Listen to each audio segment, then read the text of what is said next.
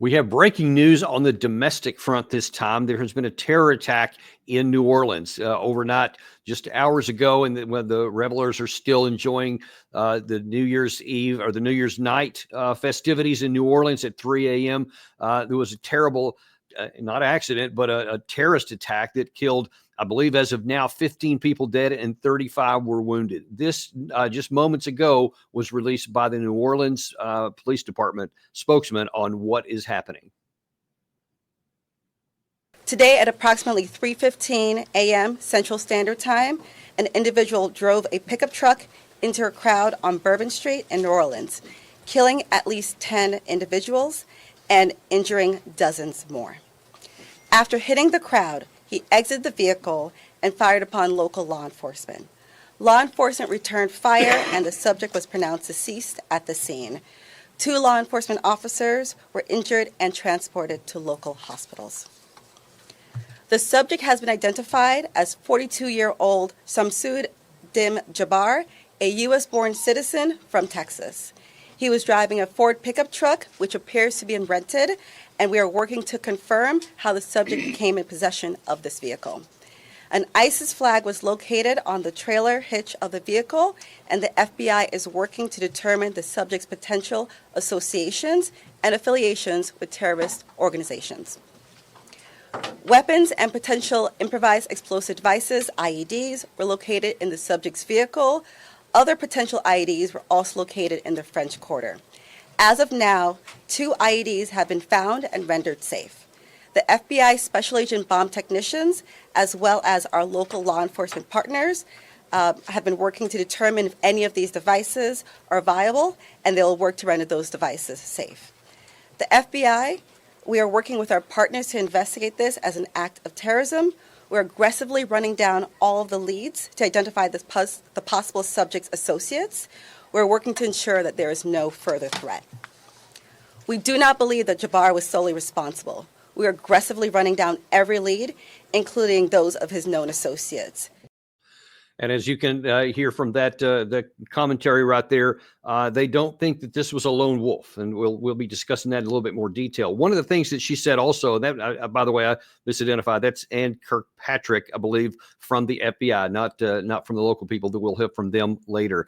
But she also talked about the identity of the man, which they do now have, and here's what she had to say on that. At this time, we cannot go into details about the subject's history. What I can tell you, the person was an Army veteran. We believe he was honorary discharged, but we're working through this process, figuring out all this information. It's a range of suspects, and right now with the FBI, we do not want to rule anything out, so that's why we're asking if anyone has had any interaction with the deceased subject, Jabbar, in the last 72 hours, provide us with this information. Now, listen, we'll have to just say right off the top that this is a breaking news situation. There is a tremendous amount that we don't know. Lots of speculation from a number of different people. We're going to hear things actually by both President Biden and Trump, President-elect Trump here shortly, which were made at various times. And some information has come out even since those. But we want to give you what we do know, because there are a number of things we do know. And then we'll make some assessments of where things may go from here, because this is going to be very important. One of the first things that people want to make sure of is that, look, I saw this several times from my time in Iraq and Afghanistan, and some of the preparation for those deployments I had, that sometimes you would have a complex attack to where somebody would take an action on one place, and when you had people responding, and while everybody's looking here in the aftermath, then all of a sudden there could be additional attacks. So if the FBI is right in that this was not a lone wolf, and that there were, in summary, other reports I've read said that there were at least 4 people involved, then the risk may not be over. It could also be that these other IEDs, I believe there were, by other reports, at least 4 of those as well. She said in that first clip I showed you that 2 of them had been found and taken care of, rendered inert. But the question is, what about the other 2? And are there others we don't know about? Another question that I've got, were they command detonated? Were they timers? Meaning, was someone else perhaps aware of this? That's what we don't know. There is If you haven't seen the video, I think Gary was showing part of it there. We'll roll it again. This is what happened. And let me set this up for you because it's very interesting in how this happened, because you're going to see that's the white truck there where that arrow is pointing at. It's going to be moving down the road. Interesting thing you're about to see is you'll see a police car up on the left. You'll see the lights that are floating around it. He goes right past the police car and then makes a hard right turn right about here.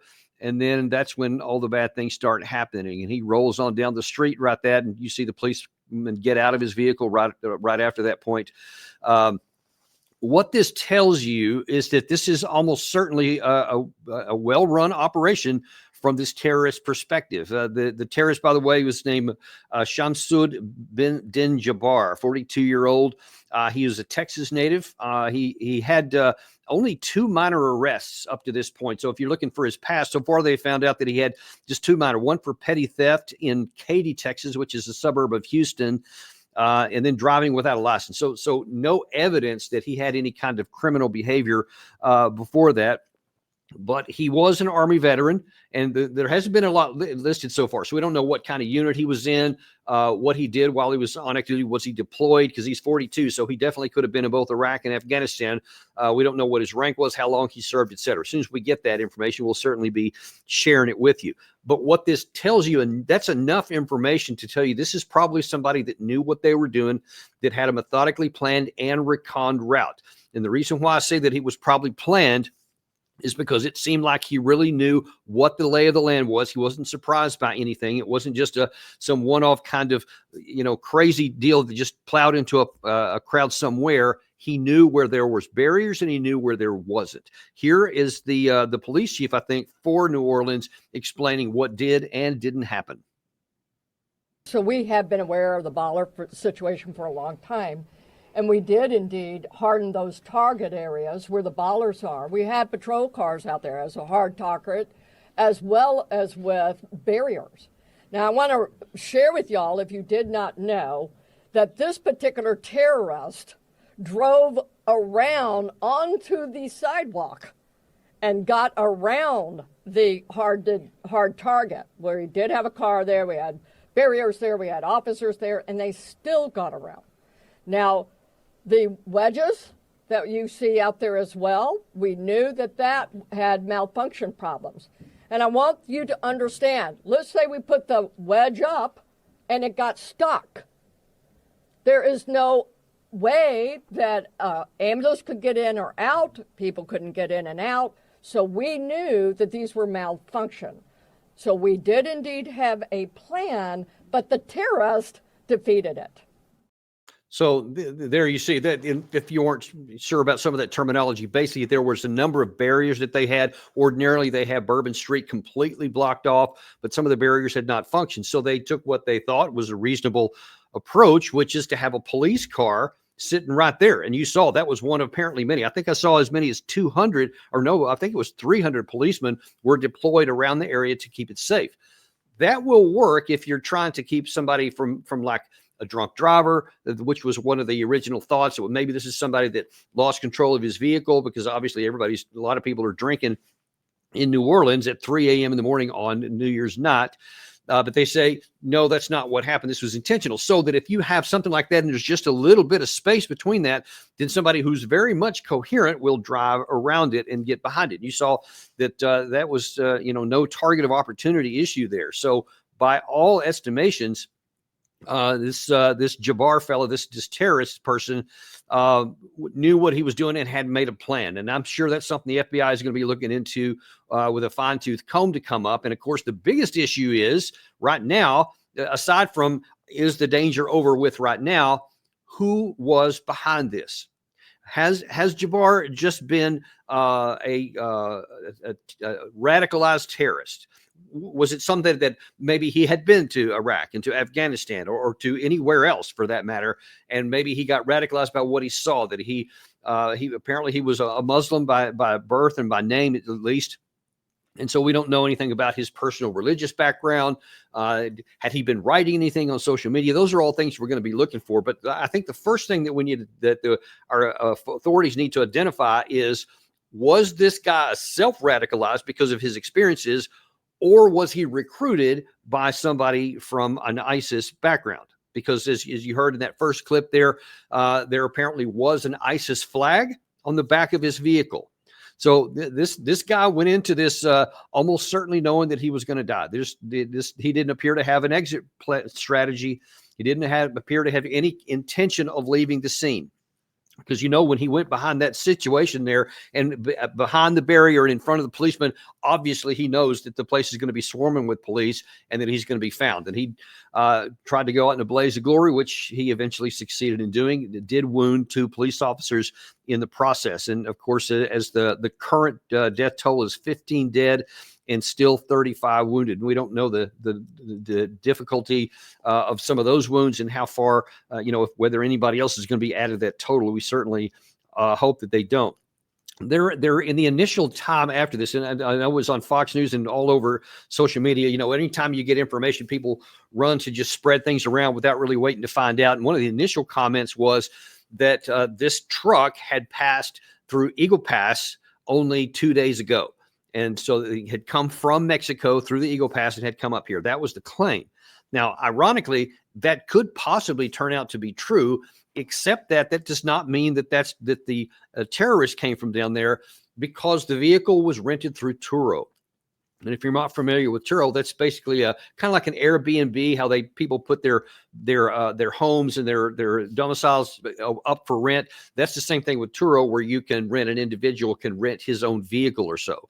So somebody rented it. So that person, whoever owns the vehicle, could well have come through Eagle Pass. There was another report that it actually came through in November, and that may have nothing to do at all with what happened here. But it also may, and I'm sure that the FBI will be looking very carefully at the person that gave him that. Did he know what the vehicle was going to be used for, et cetera? Were they in cahoots on this? It doesn't seem reasonable that you would. If you're trying to avoid detection, you're probably not going to be the one to actually allow your vehicle to be used in the commission of a terrorist act. But you can't assume anything. You have to follow every single lead. One of the other things that we wonder is, was this an ISIS copycat kind of thing? Meaning that did he see how ISIS have done in the past? As I told you, I've actually seen some similar kinds of situations with this, where there is a vehicle, and those cases in Iraq and Afghanistan, it was a vehicle-borne bomb itself. And by the way, the vehicle, by all reports, was rigged as a bomb. It could well also be that his intention was to plow this in there and perhaps blow the vehicle up when the police came by, but he ended up getting killed before then. So if it was a command detonated rigging, then that would tell you his intention was probably to be surrounded. But apparently the police officers took decisive action very quickly and neutralized that possibility. The death toll could have been so much more. We don't know how much explosives were in those in the vehicle, because I can assure you from things that I have observed and training that I did prior to my deployments, if there's enough explosive in a vehicle like that, it can cause tremendous amounts of additional damage. And especially when it's that densely packed with people, folks, this death toll could have been in the many scores, if not even the hundreds, if that had gone off. So it looks like quick action by the police department may well have prevented what is a terrible accident from being a catastrophic one for New Orleans. The next question is, what is going to happen because of this? And let me first of all show you just a couple of comments, one from President Biden and a second initial response from President-elect Trump.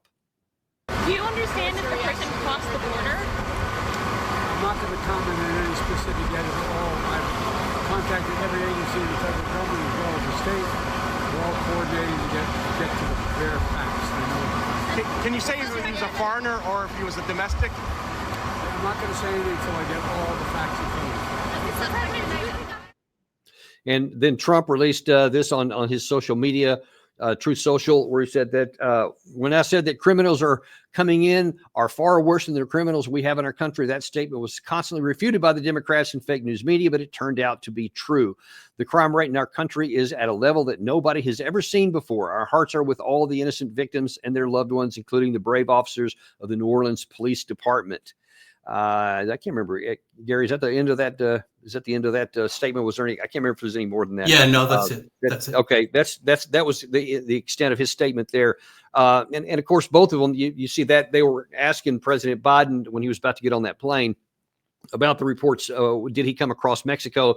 And Biden, of course, wasn't going to answer any of those questions because he doesn't have a lot of the information.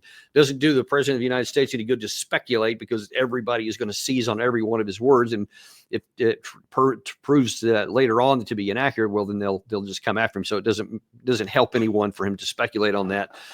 Trump, for his part, is just, I mean, he's not president yet, so he doesn't have any authority. But we can assume that he's going to use every tool he can to with the FBI, once he does get in power here in about 3 weeks, to continue to examine, to find out what's going on there. And this is apparently Gary's showing here. This is the Army veteran who took this act. Don't know anything about when that photograph was taken, but it's just absolutely terrifying, especially that picture on the right there, where you see someone already on the ground and someone just standing there terrified. It was apparently as the gunman's running by. It's just hard to believe that something like this could happen, in the heart of New Orleans. But listen, one of the first things that a lot of people are going to be doing is because he had that ISIS flag, they're going to be looking at what happened there. Now, this is where things get dicey, because I want to say right now, while all of the emotion is at its, only at the beginning, and it could get a lot worse here, we have to resist the temptation to say, oh, this is ISIS. They did that for the guys that are in Syria, so we need to, reinforce all of our activities there. We need to send more people to Syria. We need to completely go until ISIS is destroyed. Hang on with that for a second.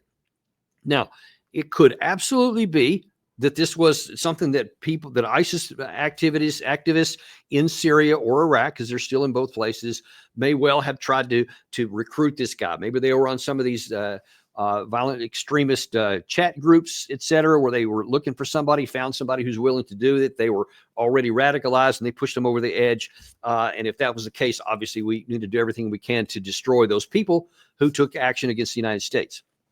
But these troops here, and I suspect that one of the things you're going to hear the current administration, and I'm going to push back on this even before it happens, and I will definitely do so if they do say this, is that they'll say, see, this validates the enduring defeat of ISIS mission that we have there. We need to redouble our efforts. This shows why what we've been doing is right all along. No, it doesn't. As a matter of fact, I suspect that if you do dig down deep enough, you may find that this was, in fact, part of the reason why it happened at all.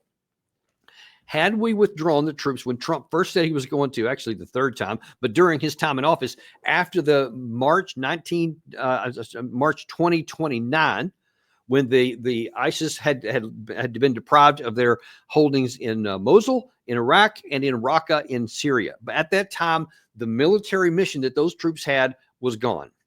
By all rights, the U.S. should have withdrawn our troops and brought them back home. There was no more military mission, even quasi had related to American security as that was, because Syria and Iraq are the countries that are involved there, and that terrorist group was against both of the regimes, and it's their responsibility to handle their own domestic issues there. They needed to handle this, and instead we did not want to withdraw our people, and we kept them there and just came up with this anti-ISIS enduring defeat mission, which was nonsense, because with this tiny number of people in just dotted around on the map, and these in Syria and a couple in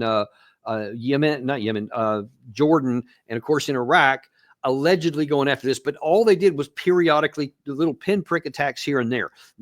Last report I saw, probably somewhere in the neighborhood of 10,000 associated ISIS people. And of course, that's also a kind of an interesting thing, because it's sort of like the Taliban during my time in the Afghanistan, to where, yes, there were at any given time 2,000 when I was there in 2005, I think 15 or 20,000 when I was there in 2010. They're there, but for the most part, they're just local people. They're farmers. They're just businessmen. They're workers, whatever, during the daytime, and then they'll take activity because they didn't want the United States there. But for the most part, they're just Afghan people. For the most part, these are Syrian people and Iraqi people. And if they're, lawbreakers, those governments have the obligation to keep their people safe and to take care of it. Here's the thing, and this is what I've been saying, and this situation here validates it. For these people to conduct a terrorist activity against the United States, they can't come here and take action against us. like like the Bin Laden people are alleged to have done on September 11th, 2001, where they physically came to the United States and did all this stuff. This is not what these people did. The only thing they can do is to try to get a lucky shot like this to find someone who's radicalized and then give them funding, support, whatever. All that remains to be seen. We don't know how much of that may or may not have happened, but that's the one path they can have. But why are they going to do that? The claim that some make is that they have this ideological thing to come after the United States is not supported by evidence or fact. They have domestic objectives in Syria, in Jordan, in Iraq, wherever they are. That's issues that are there local. If we're not on the ground there, they can do nothing to us. And of course, many of our troops there have been wounded. Scores of them have been wounded. 3 of them have been killed because we're there. So our troops are already been killed and wounded because we wouldn't withdraw them. So that's already a big problem for us and an unnecessary risk to our troops. Now then they're going to, I bet, many people are going to say, well, we need to redouble that because of this. Look, and unless you go in there with like a carpet bomb and kill every man, woman, and child in Syria that might be associated with Iraq, ISIS, you can't get rid of an ideology. It's not possible. And if you try, then you're going to, same thing as what Israel is going to discover in the future, that you have created far more enemy than you ever took off the battlefield. I saw it with my own hand. There's scores of reports out there all throughout the last 20 years of how, if you go in there heavy-handed and try to kill everybody, all you do is create more enemies. It's a well-known fact. It's all over the place. That's the situation here. If we had just withdrawn our troops and not been constantly going after and killing ISIS people, then what do you suppose they're going to do about it? This kind of thing is entirely possible.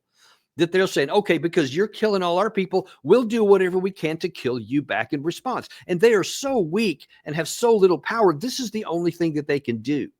It makes no sense for us to continue to antagonize them, to kill individuals here when it cannot accomplish an objective for the U.S. It cannot be militarily accomplished. You just can't kill your way out of an idea. And to continue to target them and to continue to publicly talk about how we're on an anti-ISIS mission, what do you think they're going to do? Anyone who's being killed is going to try to strike back against the person doing the killing. And so now then here, it appears anyway at surface value that there has been a response and just a really kind of a lucky situation. I mean, the fact that there hadn't been any in the United States since 2014, when ISIS first came up. I mean, that tells you that our counter intelligence services have been very, very effective, but nothing's foolproof. I'm sure that's another thing that everybody's going to be wanting to look at is how did this fall beneath the radar? How did the FBI not see this? How did the local law enforcement miss it, et cetera? Because, they're looking on all these boards all the time for any kind of information here. And one of the questions I've got, I'll be really interested to see is, was this guy already on the radar? Was he already on a watch list, et cetera? That's something that I think is a key question that needs to be answered pretty quickly.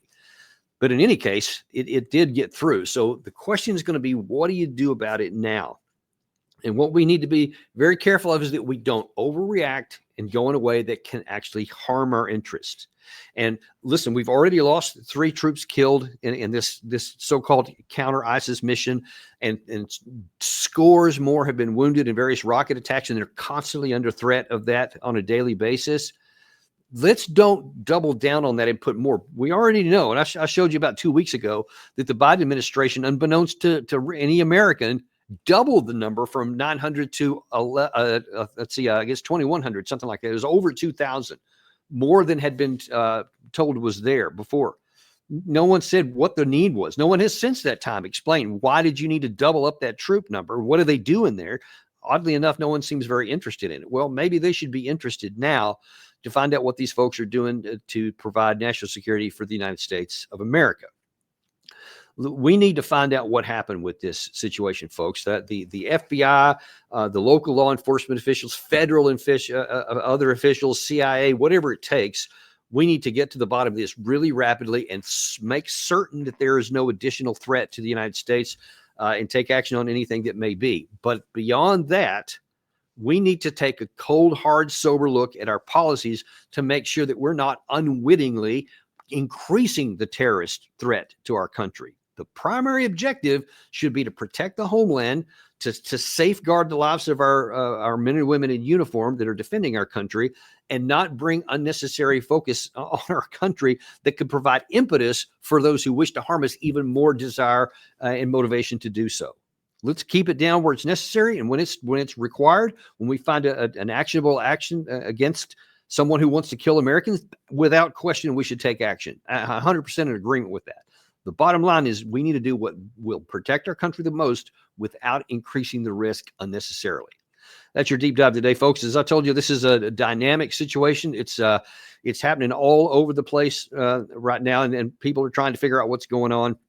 Oftentimes the first report is often wrong, and so anything that we have reported here that is later exposed to be different or inaccurate or insufficient, we'll bring that to you. But we'll definitely keep you up to date on all this so that you know what's happening right here. Thank you very much for watching. We'll look forward to seeing you on the next episode of Daniel Davis Deep Dive.